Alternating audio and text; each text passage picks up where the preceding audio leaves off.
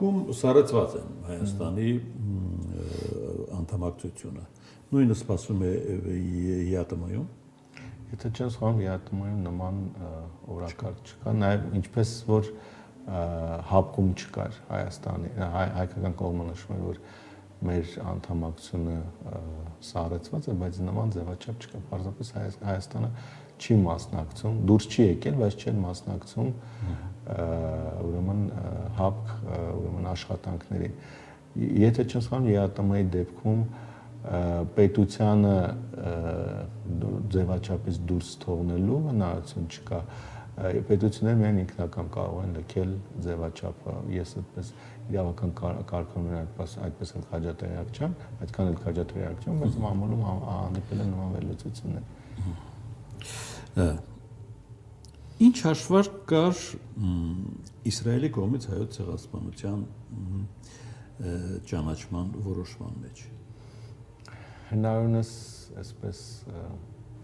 ուժեղ ապտակել Թուրքիային, շարունակվող հռետորաբանական այս փոխհրաձգության ուրեմն իրավիճակում եւ գուցե նաեւ նման իրավիճակներ էլի եղել, բայց ճանաչման սահմանին չեն այս մակարդակ, այո, չի եղել ճանաչման։ Նայեք, իմ գնահատմամբ վերջին շրջանում ակտիվացել են Թուրքիային ամերիկյան F-35 կործանիչներ վաճառելու հնարավորության վերաբերյալ խոսակցությունները, եթե ոչ F-35 գոնե թուրքական կործանիչներին ամերիկյան արտադրության շարժիչներ վաճառելու հարցը, իսկ դա շատ կարևոր խնդիր է, ռազմավարական նշանակության խնդիր է Իսրայելի համար, որտեղ Իսրայելը տարածաշրջանում իր առավելությունը եւ նաեւ անվտանգությունը ապահովելու ամենակարևոր պայմաններից սահմանել է օդային գերակայություն ունենալը իր հնարավոր բոլոր հարևանների եւ մրցակիցների նկատմամբ։ Ներկայում այդ գերակայությունը կա։ F-35-երի ամենամեծ խմբակը բայց Վաշինգտոնի շնորհիվ։ Դե հենց այդպես է։ Ես կարծում որ այս խնդիրը հենց այս պահին ակտիվացել է, քանի որ Միացյալ Նահանգներից կա ուրեմն մի կողմից Իսրայելի հետ հարաբերություններում որոշակի տատանումներ, պայմանավորված Իսրայելի վարքագծով, Իրան, Միացյալ Նահանգներ այս գործարքի հետ կապված, Լիբանանում Իսրայելի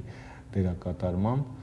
եւ մյուս կողմից կա մերձեցում Թուրքիայի հետ։ Հիմա կարծում որ այս խնդիրն ակտիվացել է Իսրայելի կողմից, որպեսզի այսպես ոչ ուղիղ կերպով, բայց ինչ որ սակարկությունների ձևաչափ ստեղծվի, որտեղ օրակարգում հայտնվում են բոլոր խնդիրները եւ որտեղ Իսրայելի ճանաչումը չափազանց կարեւոր է, անկախ նրանից թե ինչու է այս պահին Իսրայելը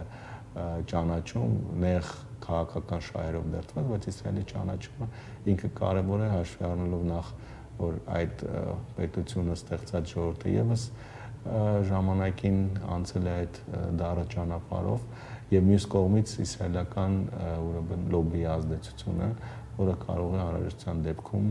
Թուրքիային վատություն անելու համար հայկական հայոց ցեղասպանության ճանաչման հարցը անընդհատ տարբեր օրակարգեր տեղափոխել։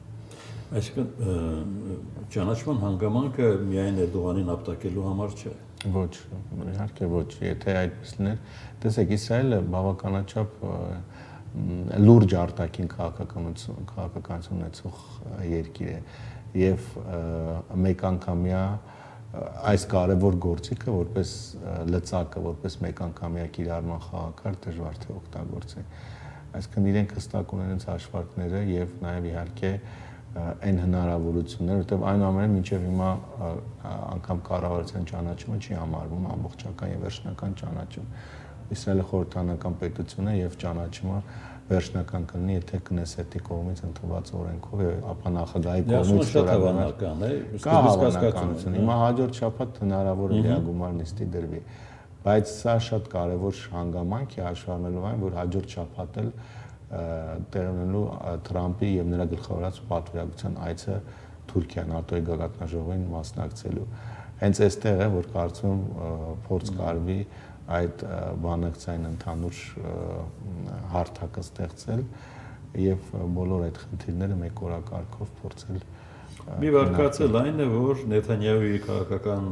հենարանը պատրաստում է ընտրությունների։ Այո, դա էլ կա, դա ներքաղաքական արդեն հիմնավորումն է, իսկ նրանց Նեթանյահու եւ նրա գլխավորած քաղաքական ուժի եւ նաեւ կոալիցիոն գործընկերների վիճակը այնքան էլ լավ չէ այս պահին եւ նրանց համար շատ կարեւոր այսպես հարց է ընդհանուր այսպես եւ բավականաչափ ազդեցիկ թշնամու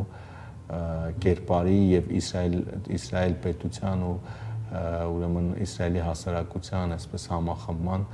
օրակարգի ձևավորումը ընդդեմ արտաքին անվտանգային խնդիրների Իրանից բացի դրա կողքին Թուրքիայի որպես այսպես ապագա եւ նաեւ բավական շատ ավելի վտանգավոր հակառակորդի կերպարի ձևավորումը ներքաղաքական խոստում կարծում